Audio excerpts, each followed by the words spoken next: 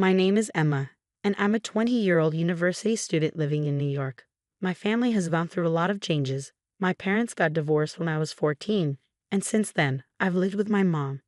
Things got even harder last year when my dad, who I was very close to, passed away from cancer. He left me a lot of money in his will, but I could only get it when I turned 20. This year, I finally reached that age, and then something surprising happened.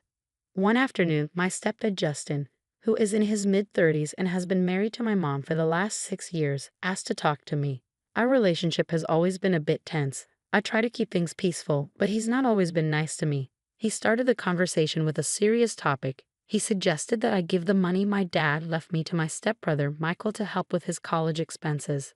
According to Justin, Michael needed the money more for his education, and he thought it was only fair that I help out.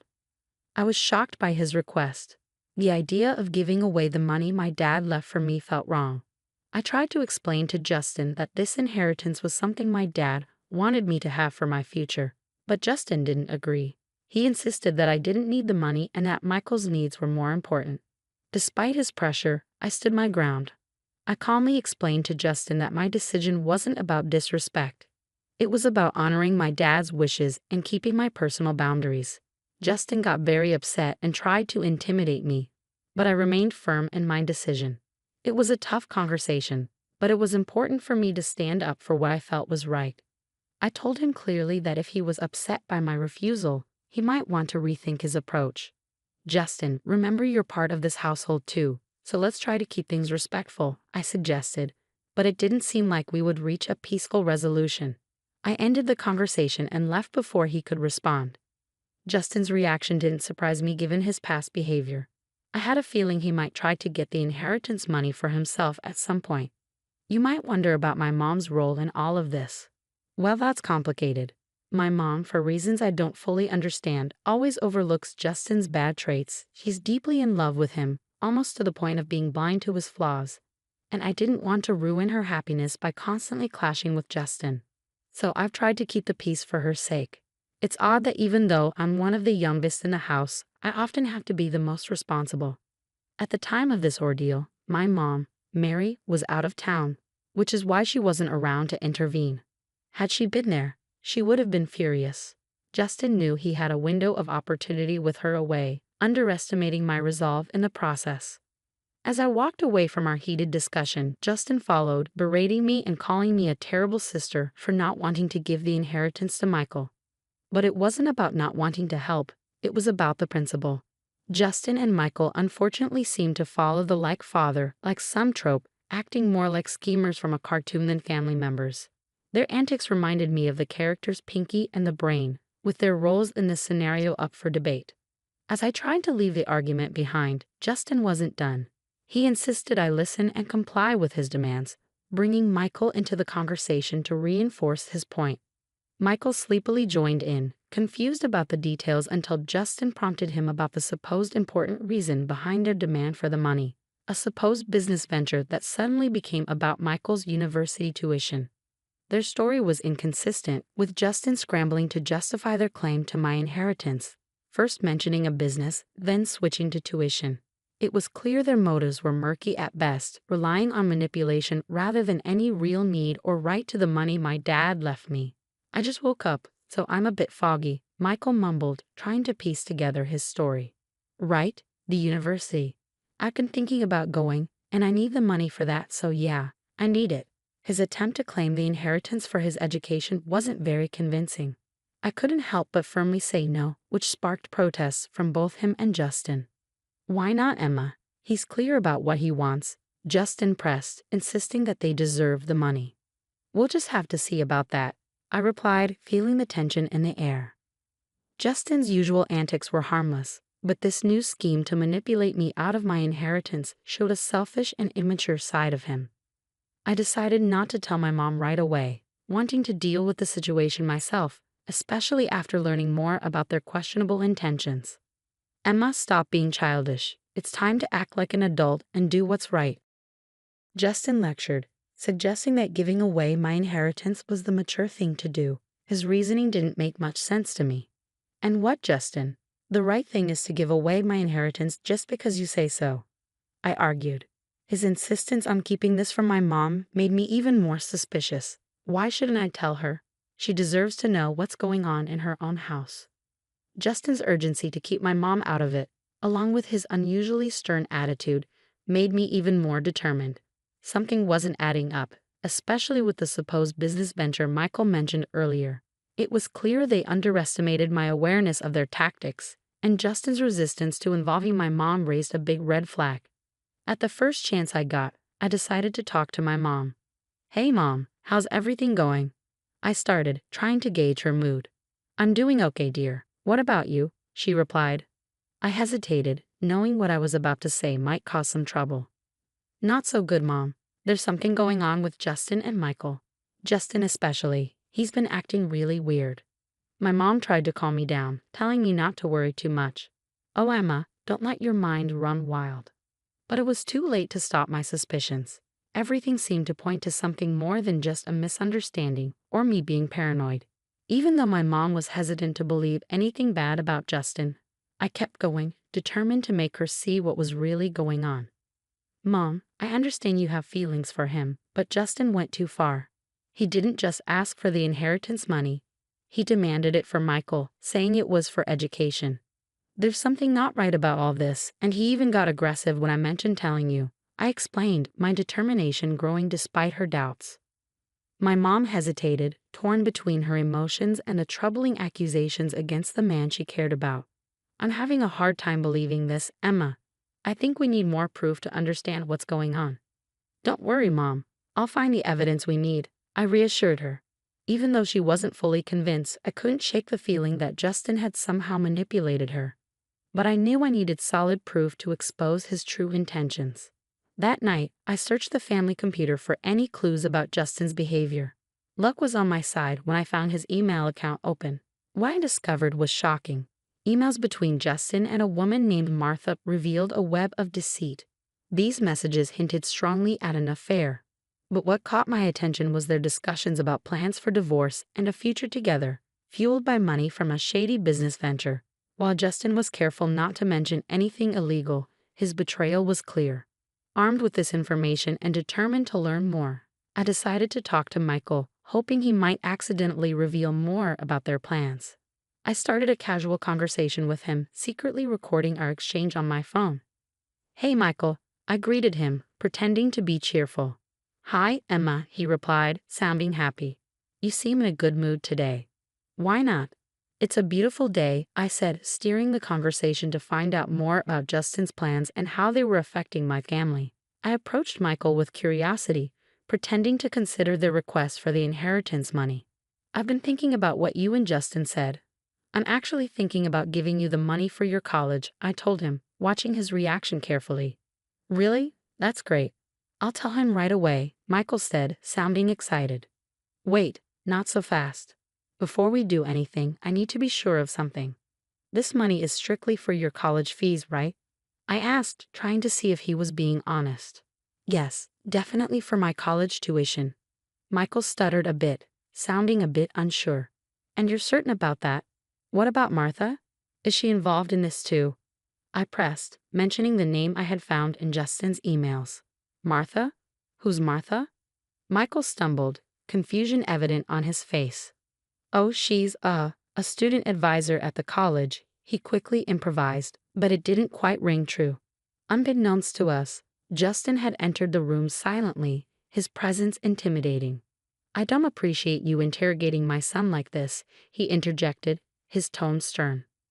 "I was just asking about where the money is going. If I'm considering giving it away, I want to make sure it's being used properly," I explained, trying to stay calm. Justin's response was sharp. "Once you give money away, it's no longer your concern. It's not up to you anymore." The audacity of his statement stunned me, especially when he followed it up with a threat. "You're not just thinking about giving us the money, you will give it to us, or you'll find yourself out of this house." Michael looked just as shocked as I felt by his father's sudden escalation. "Dad, this isn't what we talked about," he started, but Justin cut him off, asserting his authority and threatening to kick me out if I didn't do as he said. I chose to stay silent, retreating to my room while recording the entire confrontation.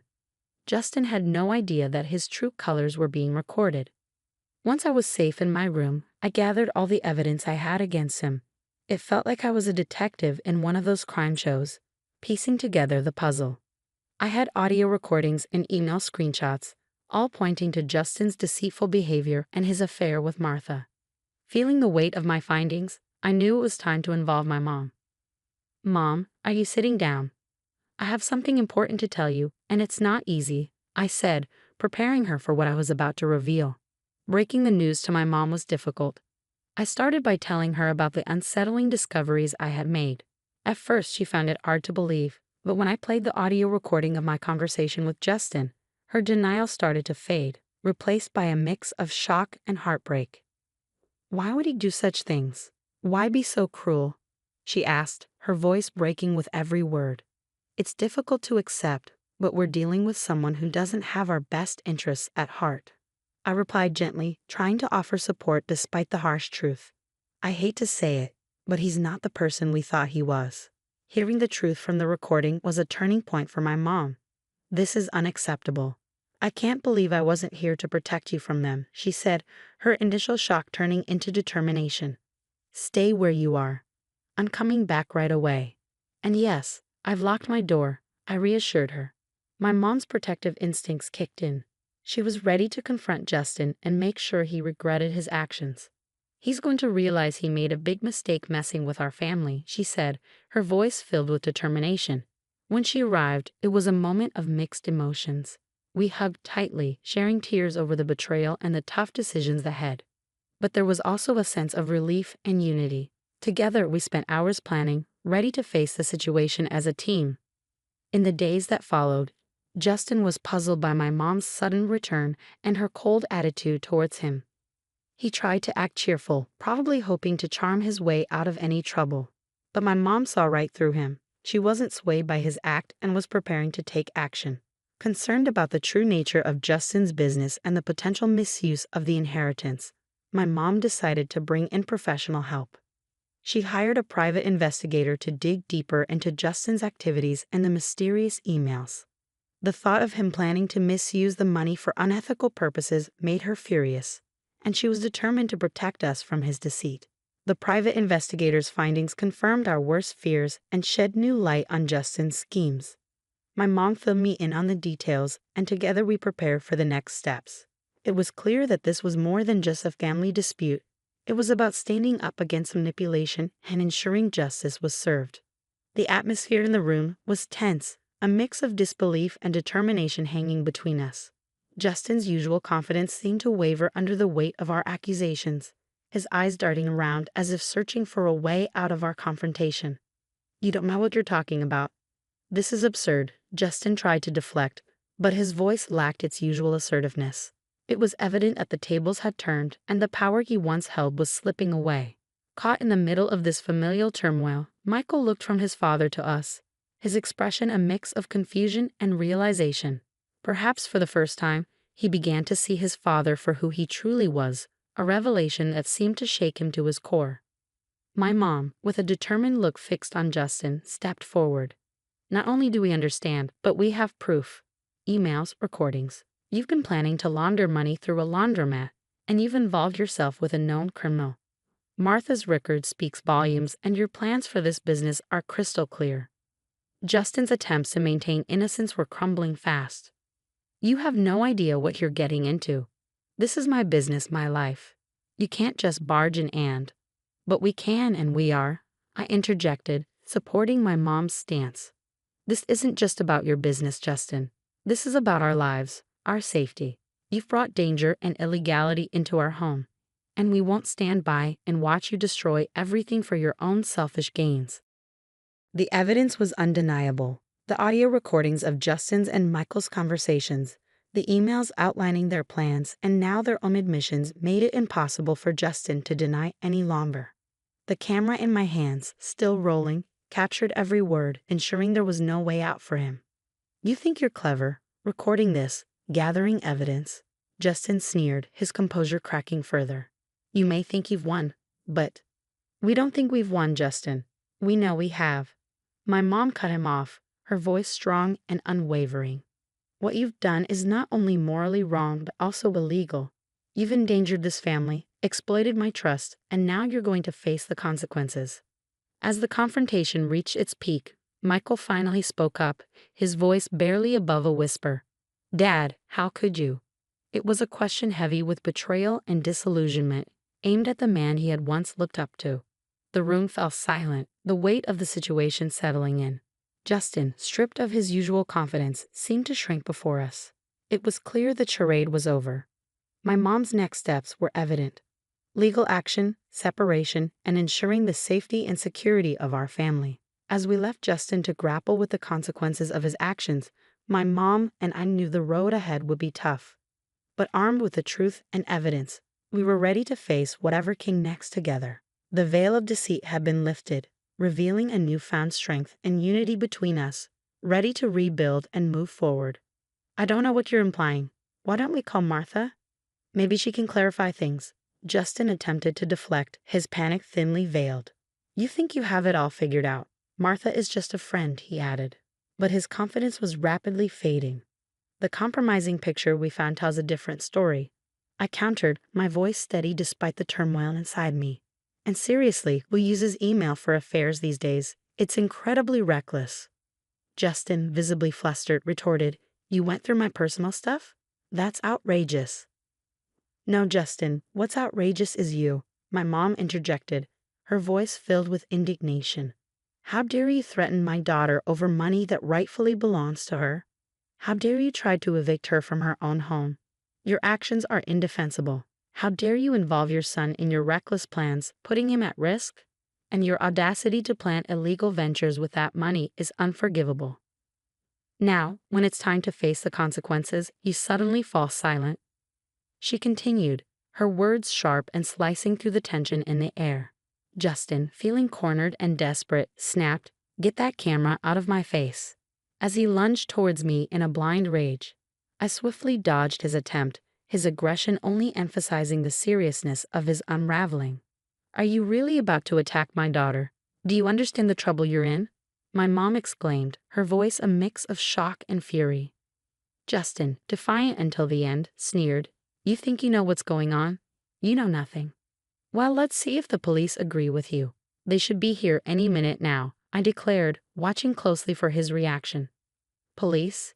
You wouldn't dare," he blustered, but his confidence faltered as the sound of police sirens grew closer. Justin's usual arrogance faded, replaced by pure terror. It was the first time I'd seen him stripped of his bravado, revealing the coward underneath. "Please, Mary, let's not make this worse. I can explain," he pleaded, his voice cracking under the pressure. "Save your explanations for the judge, you disgraceful man," my mom retorted with a disgust that left no room for doubt. "And Michael, don't think you're off the hook. You'll face the consequences too." As the police arrived, it was evident that this marked the beginning of the end for Justin's schemes. My mom's powerful statement reverberated in the air, signaling a crucial moment of justice for us. "This should be a lesson to you about disrespecting my daughter and me. You're old enough to know right from wrong, and it's time for you to face the consequences."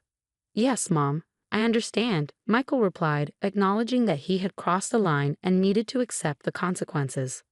"Come on, Grace, isn't this a bit extreme?" Justin attempted to argue, hoping for leniency. "On the contrary, this is just the beginning of what's deserved," my mom countered, her determination unwavering. "Emma, how's our live stream going?" she asked, adding a modern twist to ensure that justice was visible to all. "We have over 5,000 viewers tuning in. This is making an impact," I informed her, amazed at the digital audience we had attracted. And just to be perfectly clear, my mom addressed Justin directly, her voice firm and steady. "I want a divorce." "Yes, you heard it right," she declared, ensuring the live stream captured every word. The fallout from the live stream was immense. The drama unfolded in real time for over 5,000 witnesses, and the story quickly spread to local newspapers and tabloids. Being at the center of this whirlwind was surreal, witnessing the swift downfall of Justin, my soon-to-be ex-stepfather, and the complicit Michael. The satisfaction of seeing justice served was palpable. Justin's world crumbled as he lost his job, friends, and even the support of some family members who chose to distance themselves. Facing serious charges, His future hung in the balance, with the possibility of spending up to 20 years behind bars if found guilty.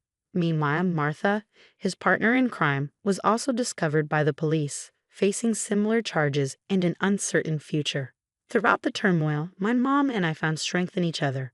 Our bond deepened as we navigated through the chaos, emerging stronger on the other side. Weekends became our time to relax on the patio, drinks in hand, reflecting on the absurdity and cruelty of Justin's actions. It was a period of healing and reaffirmation for both of us. Good riddance, we toasted, sharing a sense of relief and closure. Good riddance indeed.